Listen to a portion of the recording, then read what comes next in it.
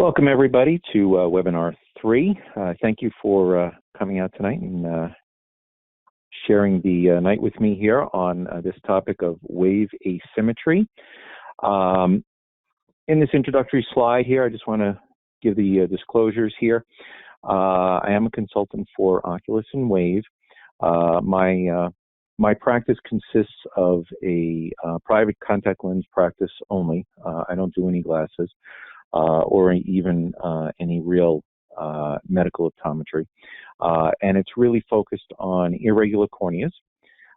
The wave support that had been done in the past was something that I had done for wave and helped on a case-by-case basis through both private as well as through the company, lectures and webinars for wave users. I still do offer private practitioner consultation services, and I will discuss that at the ending couple of slides there, and that's to help doctors elevate their knowledge a little bit higher or to take on more difficult cases, as well as salvaging cases that may not have gone as well as they were intended to go, all through remote telemedicine. I'm also doing beta testing for the CSP software and Wave, and using the AXL Wave tomographer. And I did author the first Wave Designers program, currently guiding out the Wave training now. Okay, now the webinars that we're doing, you can see the first two that have already passed. Tonight is Wave Asymmetry. And this is really going to be kind of a two-parter where we're going to pick up the second part of this next month. In applying the RSIM, GSIM, and freeform approaches that Wave offers in the design environment so that we can deal with the types of surfaces that we really need to address. Okay, let's move on. Wave lens designing, and this is really all about corneal lens designing. I'm not touching on sclerals yet. We have really a lot of foundational work to put down before we can get to scleral lenses. So the first thing that really needs to be done is we need to analyze the anterior corneal surface. Now, in the first couple of webinars, we really talked about the topography and interpreting what's really going on that the various devices are giving us through topographical analysis. But we now have to take all that information and bring it into Wave.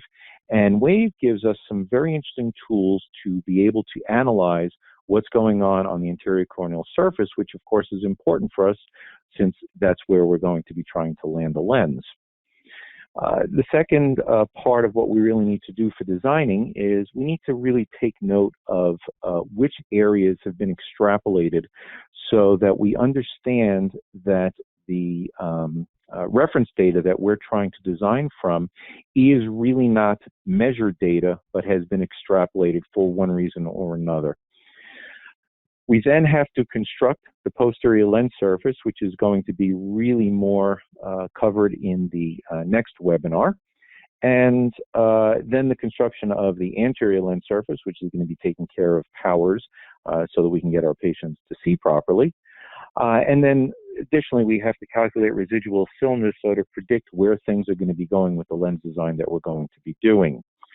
Okay, so right now, tonight, we're going to really be more focused on understanding what the differences are that's between display differences as well as what's really actual lens differences, because those are very, very different things.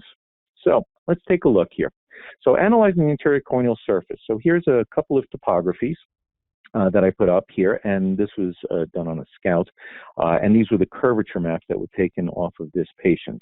And as I talked about in previous webinars, you can see I have no lids in this picture. I have very, very good coverage of the corneal surface, and we really have sort of maximized the actual captured data that's possible with that particular device.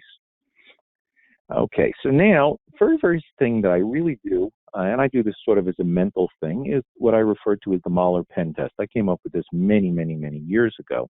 And basically what the pen test is a very simple technique that you can use. You take your pen and you put it up to the screen, just like I've put up these turquoise bars, and you sort of split the screen horizontally here on the right and the left eye, and you make a sort of a mental assessment of how much does the top half of this eye look like the bottom half of this eye.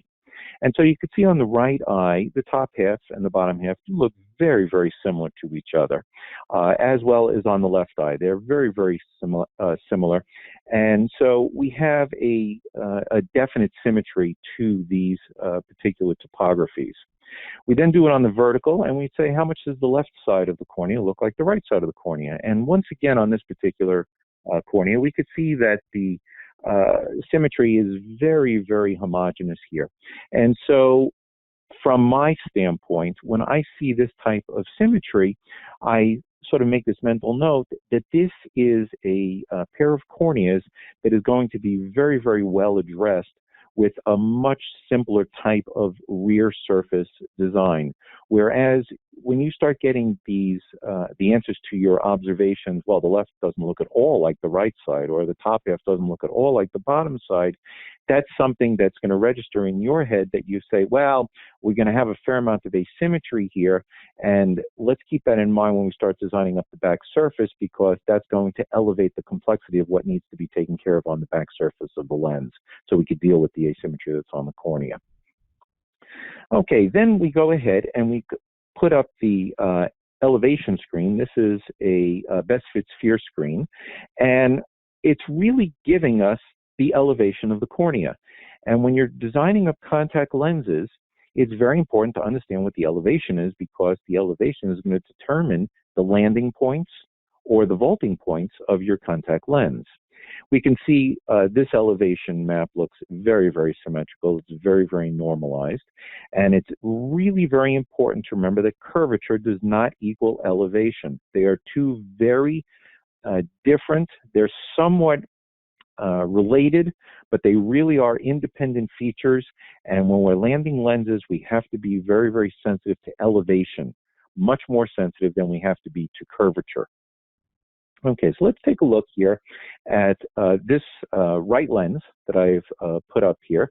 And on the left side, I've done a horizontal display, and on the right side, I've put up a vertical display of this default right lens. I haven't designed anything here. I just brought this that topography of the right eye into Wave here, and we can see the display. And I put the cursor on the radar screen. That's the upper right graphic in the quad view there, along the horizontal on the left lens, and along the vertical on the right lens. So we have the nasal temporal meridian on the left and the superior inferior meridian on the right. And so the very, very first thing when we're bringing the data in from whichever topography you use to capture, and you're sending this into Wave, we see that box that pops up that asks average astigmatism data with a question mark, and do we want to do that, yes or no? Well, that's very, very important, because it really does change what the lens is going to look like on the eye and on the screen here. And we want to really be aware of how we're bringing that in. So in this particular case, I went ahead and brought this in, and I did average the astigmatism. And you can see that on that little box that's in the upper left corner of the quad graphic display there, because this is what that box is telling us.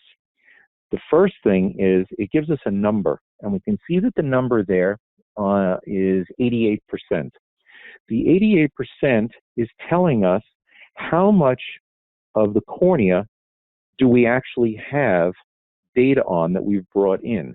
So in this particular import, which was taken from that scalp measurement there, 88% of the cornea was brought in for reference for Wave to utilize. The next line down there you see is I have rose, which equals averaged, and lavender equals not averaged. So you can see in my box there that the 88% is displayed in the rose color, and so that means that I averaged the astigmatism when it came in. Now that astigmatism that it's averaging is referring to peripheral astigmatism. It does not deal with anything central. This is all out more at the edge of the lens. I'm not going to get into tonight as to why we would want to average it or not average it. I'm just really trying to give you the foundation of what does all this stuff actually mean and how does it affect the display.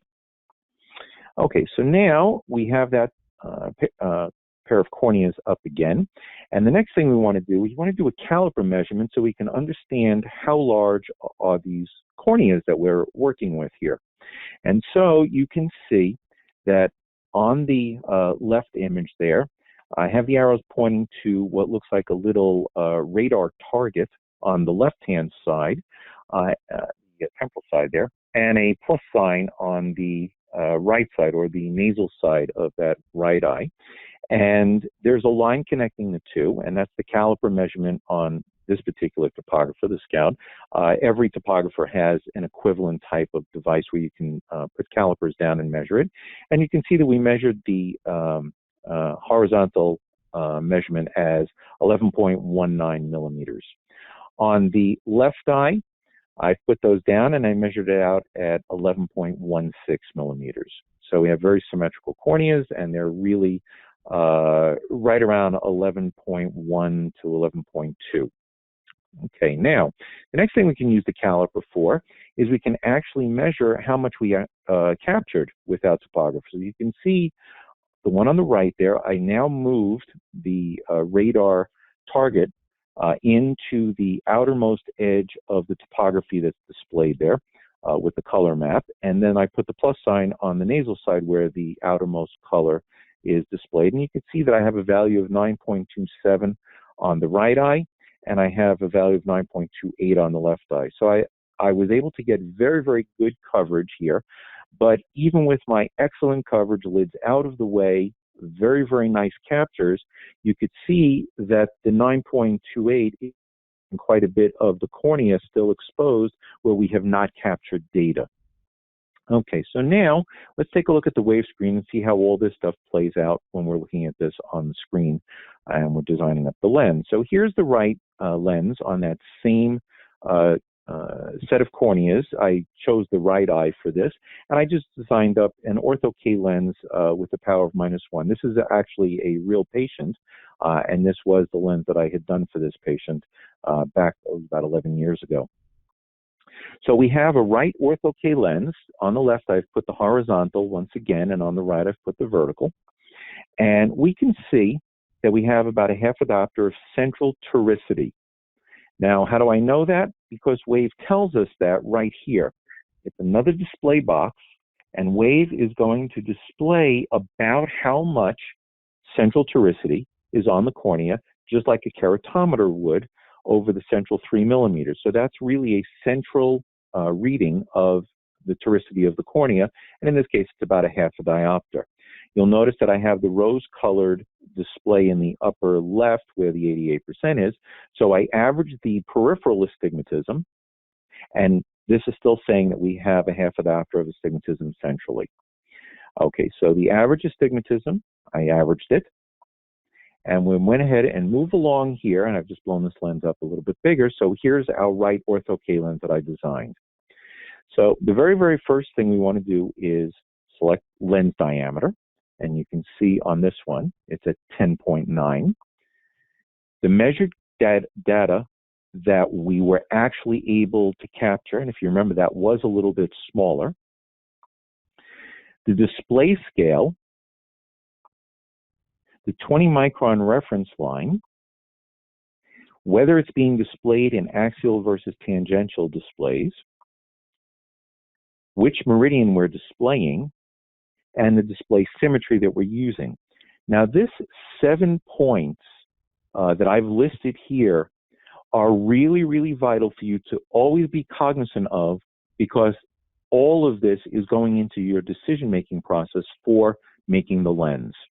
So I'm just going to point to which areas these are all displayed at. The lens diameter shows in the upper right of the line graph, and you can see I chose 10.9 on this one. The measured data that we actually captured with our topographer. In this case, you remember it was about 9.27, so that is in a little bit, and we're going to look at that a little bit closer in just a moment. The display scale that we're on, and this is on the 70 micron, the 20 micron reference line is a fantastic reference line for many, many design decisions. And so it's really important to keep in mind that gray horizontal line there and how it relates to your black line, which is the back surface of your lens. The axial versus the tangential display, and which meridian are we actually looking at? And again, this one here is the nasal temporal meridian that's being displayed. So that's the cross section that we're seeing on the screen. And then very last is the display symmetry, which is notated up there at the top of the quad graphic display. And in this case, it's the freeform display. So let's move on and see what this is all about. So here's the right ortho K lens. We had a measured diameter horizontally of 11.19 on the right eye. We had a lens diameter chosen at 10.9 millimeters, so just a little bit smaller. We only had real data captured out to 9.27 millimeters, which is considerably smaller than the 10.9 lens diameter that we're actually going to design for this particular patient. So let's take a look at where these actually are. So the measured data that was captured on that topography is being shown by that vertical black line that's up on the top there. And you can see I've put that line at the 9.27 millimeter mark. And over on the graphic that shows the fluorescein, we can see that there's also a white arc along the nasal area there, sort of in that nasal quadrant. And that's actually from the center out to that arc is real data, but outside that arc, we do not have any data whatsoever. We didn't measure anything. And then down at the bottom, that also displays. And in relation to our 10.9 millimeter lens, 9.27 is a little more than 1.5 millimeters surrounding the lens that's totally fictional in terms of a reference. So what that means is this entire section of the lens here is really referencing a cornea or a corneal surface that's been made up or extrapolated. And it's important to take note that's actually a fairly large area, and it can have an enormous impact on how your lens is going to perform. So make note of these extrapolated areas so that when you're designing, you don't design and get caught up in trying to split microns over imaginary data.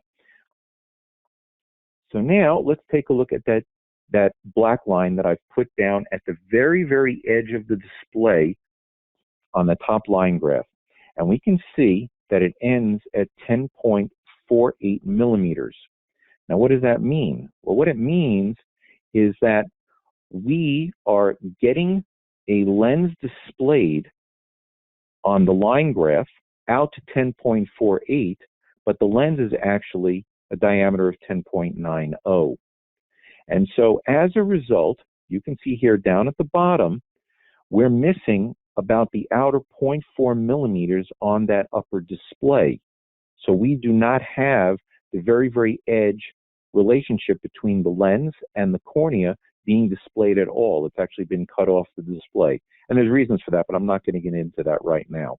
As a designer, it's important to understand you don't have actually any access to do anything in terms of assessing what's going on with the relationship on the top half of the screen at that very outermost edge of the lens.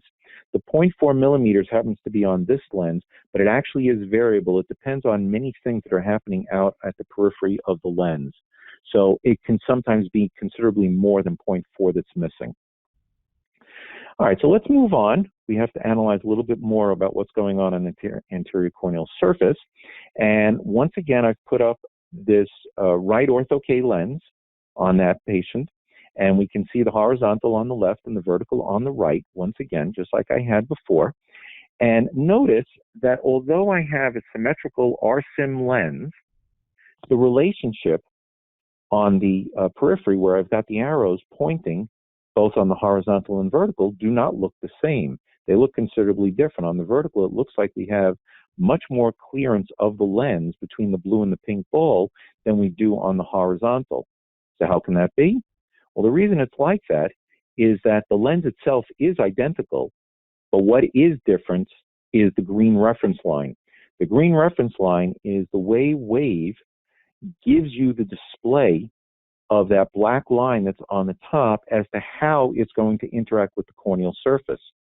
So although the area between the blue and the pink ball on both the horizontal and vertical of this lens are identical, they're displaying quite differently because the reference green line actually is giving them different data because that came from the topography. Okay, so now we move on here and we take a look. I just right-clicked on both of these here so you can see, once again, along the horizontal of that right ortho K lens, and we average the astigmatism, because remember it's in that rose color on the left, but on the right, you'll notice it's in the lavender color, so I did not average the astigmatism when I imported it on the lens that's on the right. So the same exact topography, but when I imported it, I averaged the astigmatism on the left and did not average the astigmatism on the right. And when we take a look, we see that the periphery is actually displaying a little differently. We can see that the red, which is pointing to the temporal side, on my average side, it appears like we have a little less clearance of the lens than we do on the temporal side of the not averaged lens. And then on the nasal side, once again, it does look as though we have a little bit closer alignment of the back of the lens on the average side than we do on the non-average side. However, if we take a look at the sagittal depths of the control points, they're all identical. And the reason is that although the displays look different, these two lenses are identical. So we've really only altered how they're displaying on the screen, not the actual lens design. And that was done when the data was imported from the topographer, whether we averaged the peripheral astigmatism or did not average the peripheral astigmatism. So let's move on once again. Here's in the vertical, and it's for the same exact lens. And once again, the averaged astigmatism is on the left, the unaveraged astigmatism on the right. And here we can see it looks even more dramatically different. The one that's been averaged on the left looks like we have on the inferior side, we have a little bit of a lift over there, whereas the one that has not been averaged, there is no lift at all. It looks like the lens is just landing straight out onto the cornea. And then on the superior area there, it appears that we have much closer alignment on the averaged side, the astigmatism on the left, versus the right side where it was not averaged. We have considerably more clearance there. Yet, once again, the sagittal values at the control points are identical, and in fact, because this is an RSIM lens, these are identical to the same things that were on the horizontal display as well, because this lens is the same all the way around. So once again, the display is changing, the lens is not changing. Now, that particular cornea did not have a lot of asymmetry to it, so I've chosen another cornea to show the same exact import issues, but this cornea does have a little bit more going on in terms of asymmetry. So on the left, I averaged the astigmatism. On the right, I did not average the astigmatism. This one also has about a half a diopter central toricity, so the toricity of the corneas are about the same. And take a look at the peripheries of these lenses, and you can see that these do not look at all alike. They do not look like they're even the same person, because on the temporal side, we have much, much greater edge lift on the not average side. And then on the nasal side, it looks like the lens is crashing down into the cornea very harshly with an enormous amount of clearance between the blue and pink ball, whereas in the average side, we don't really have nearly that much clearance, and the edge is not landing nearly as harshly. This also impacts how the central display is showing, because you can see here on the average side, it we're below the 20 micron line, and if I had to guess, that's probably at about 12 or 13 microns of clearance. And then on the not average side, we're well above the 20 micron line. That's probably at about 30 microns of clearance centrally. So in the vertical, the same type of thing. This is that same right ortho K lens, same -1, but the different cornea. And once again, we can see the average side on the left, the non-average side on the right. And again, the peripheries look considerably different between these two lens displays. And once again, the same issue with the central area of this lens. Okay, if we take a look on this very same cornea at the sagittal depths, here's along the horizontal. On the left, once again, it is averaged. On the right, it is not averaged. And the sagittal values, you take a look, they're identical between these two lenses. So despite the fact that the displays look dramatically different, the actual lens that you are going to get is the exact same lens. Also take note of these values, 660, 812, 1801, and 2038, because we're going to see those again. With the right ortho K lens, that same right ortho K lens, here's the horizontal on the left and the horizontal on the right. But what I changed here on the display was the actual display. Again, on the left, we did not average the astigmatism. On the right, we did not average the astigmatism, but I changed to a freeform display on my left lens and a GSIM display on my right lens. Now, these do not look at all alike. The lens that's on the left looks very irregular and asymmetrical. The lens on the right looks incredibly symmetrical.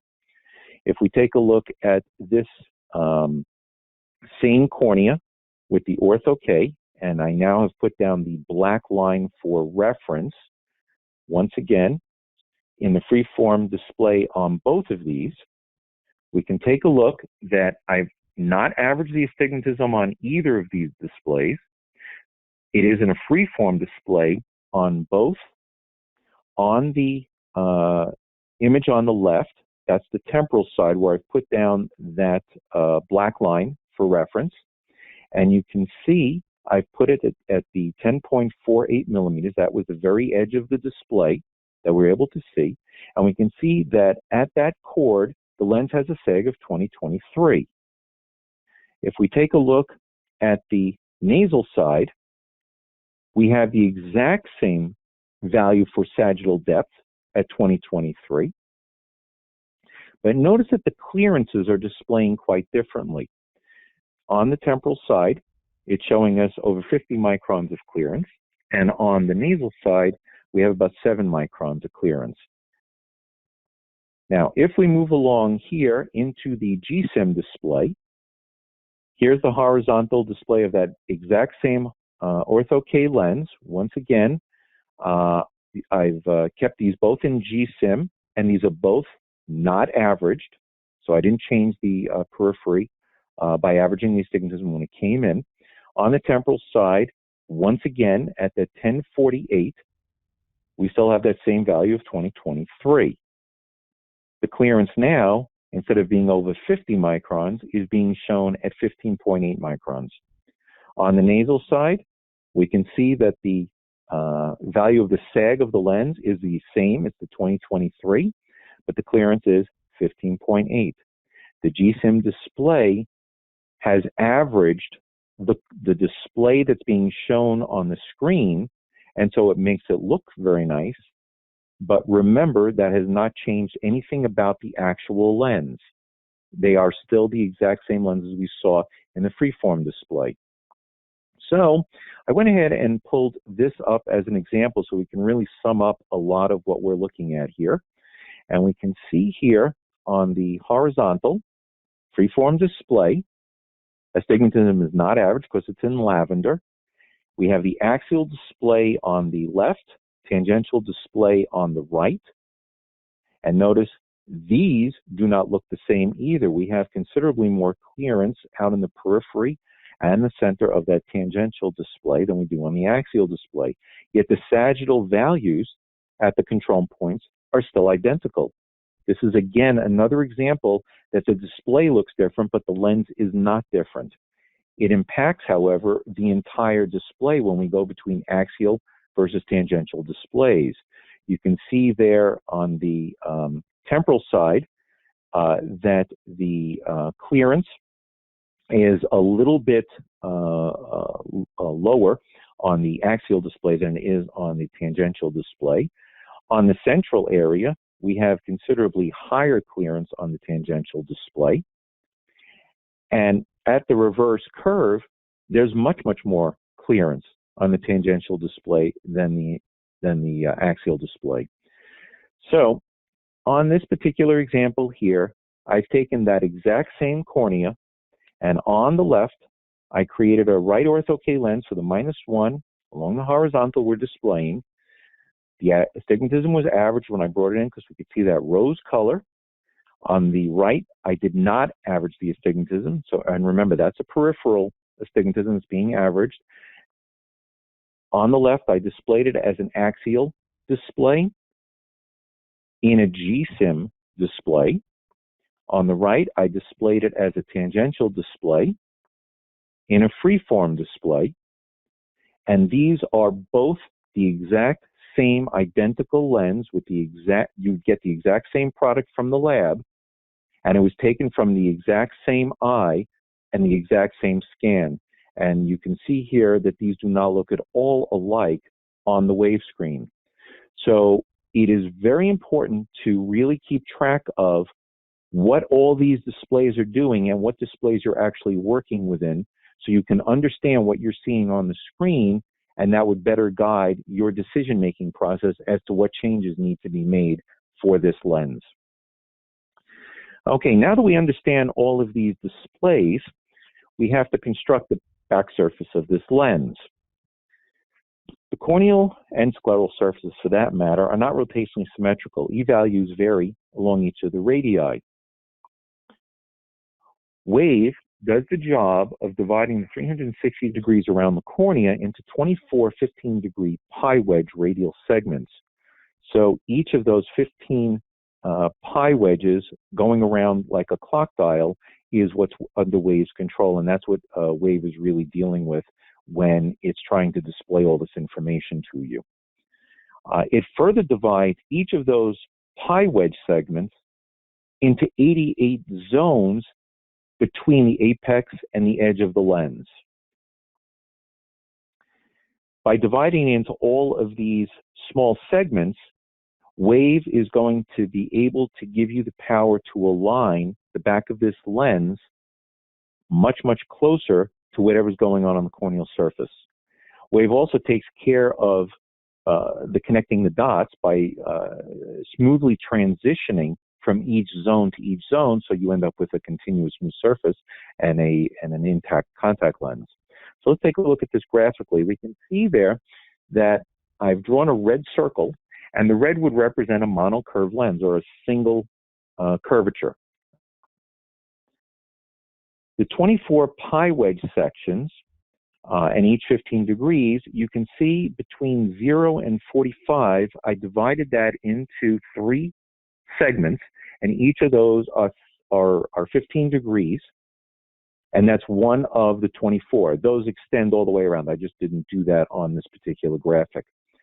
On the 0 to 30 degree wedge, I went ahead and put in red and white lines to represent each of the 88 zones. And so each red and white line that you're seeing there in that wedge is one of those 88 zones that Wave is using to construct the back surface of this lens. So what does all that mean? Well, what it means is we have over 2,000 areas that are under Wave's control on the back surface of this lens. We can then align each of those small segments to what's going on the underlying cornea and create a much, much better alignment of our lens. Once Wave knows what we've done to the back of the lens and is keeping track of it, it can calculate what needs to be going on to the front surface of the lens to create an equivalent area of power so that this lens still behaves sort of like a spherical power effect lens. So even though we might be creating something very irregular on the back surface, Wave is going to keep track of that and deal with the optics that need to go onto the front surface for us. We can use this type of construction to create any of these types of lenses: corneals, sclerals, multifocals, ortho-K, torics. Okay. When you design these lenses, though, you must really get away from the concept of base curve and intermediate curve width and really conceptualize what you're doing by tier layer clearances in the respective areas, so that each zone, it has a certain tier clearance over that particular area of the cornea. Okay, so now we need to understand what's going on with these semi-meridians. Now, there are 24 of them there, but only 8 are under your control. So if we take a look, these are the 8 semi-meridians that we have under the control. They're at their respective 0, 45, 90 degrees, 135, out to 180, 2 1/4, 270, and 315 degrees.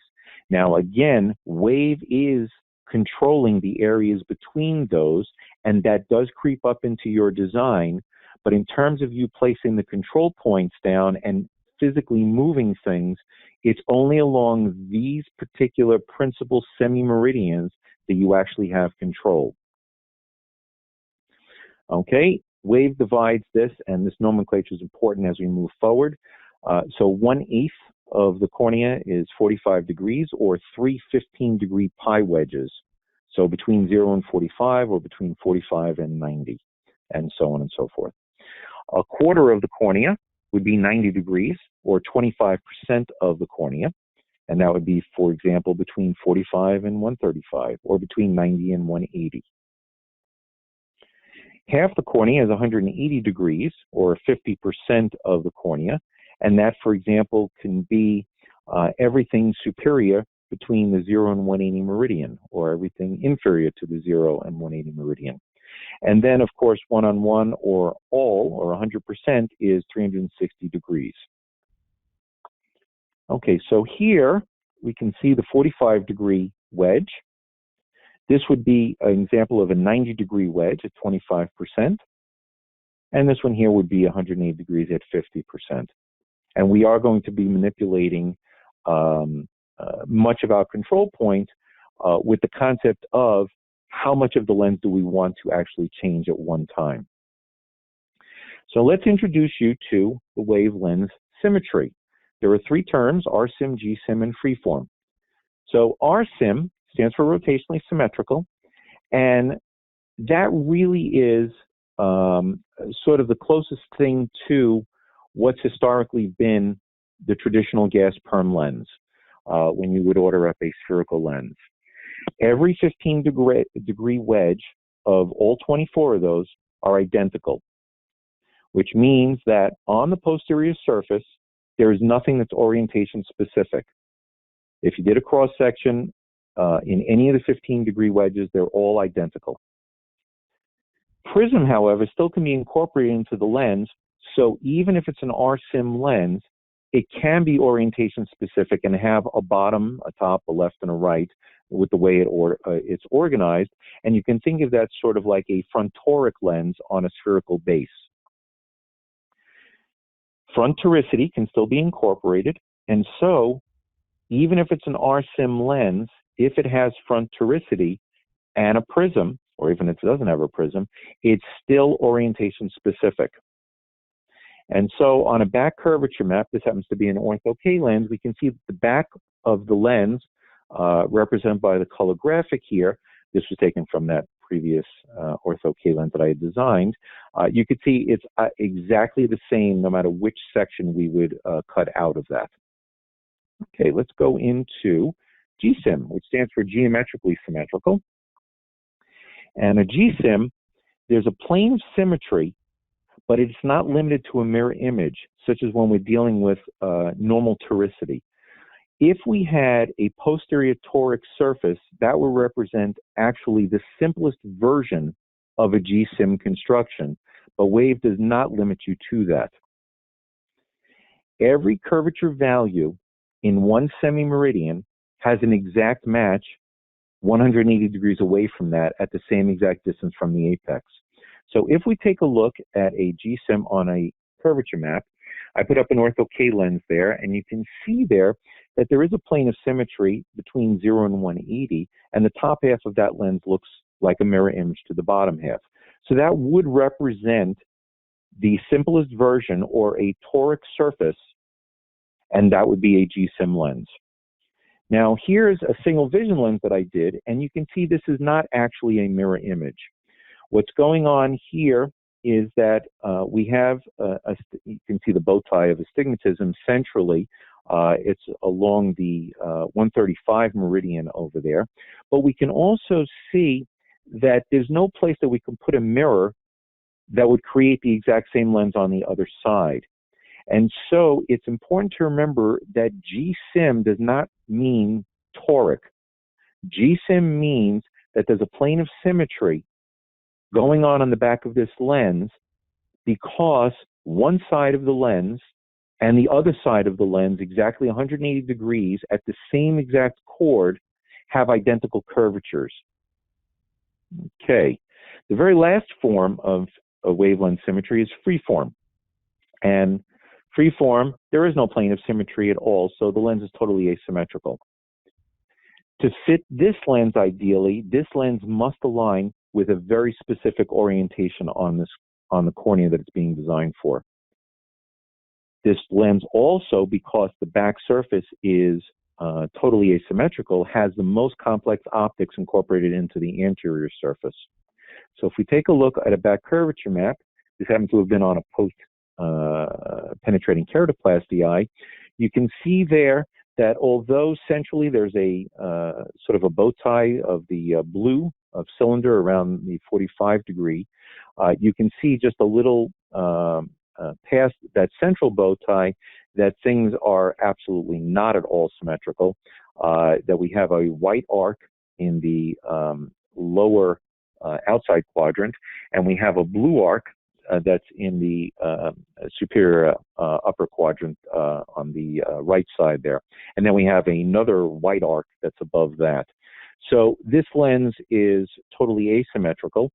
And here, this was done for a single vision lens. This happened to have been on a post-LASIK eye.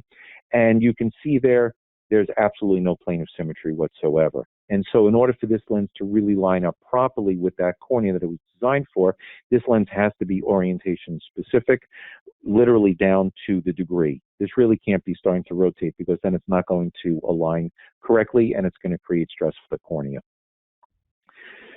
So we're going to do questions now. Hopefully you've gotten some stimulation for some questions to ask on this. This webinar series that I'm doing here is really all about foundational knowledge. And so please submit whatever needs to be submitted into the chat box, and we will ask those questions appropriately. For webinar 4, I am going to be hitting much more into selection of RSIM, GSIM, and freeform. And so again, reading chapter 1 on the Wave User Guide will be much more helpful. Down here at the bottom, that's for my private consultation services. There are 5 options for those. I'm just going to go through those quickly. They're really more about advanced learning, any non-FDA approved, much more complex designs, and it's going to be well beyond the Wave help desk. There's availability for case-by-case help, and that's really as the cases present to you. If you get into trouble, I'm happy to help you bail the case out. Phone help is typically more targeted for a specific area of a topic, or sometimes to help bail a specific case out. One-on-one personal consultation services is really all about what is it that you're weak in, and what is it that you would wish to get better at, and that would be what the whole entire session is going to be devoted to. Design and supply are really for non-Wave docs, where I will supply the lens for them and do their cases for them. And then there are the DVDs that are available on my website from the workshop I had done a couple of years ago. It's 16 hours of material over 8 DVDs that covers really an enormous range of topics. And then we have the WAVE resources here directly from WAVE, which is the page, the WAVE page, where there's clinical support. You can get the user guide, technical support, linking to iOS. You also have the webinars. These webinars do get uploaded to the resource page, so you can look at these webinars another time, the videos, events coming up. And then, of course, there's the online user group, which is through the Google services there. And we can get peer-to-peer advice out there. Thank you very much for coming out and attending, and I hope to see all you guys at the next webinar. Good night.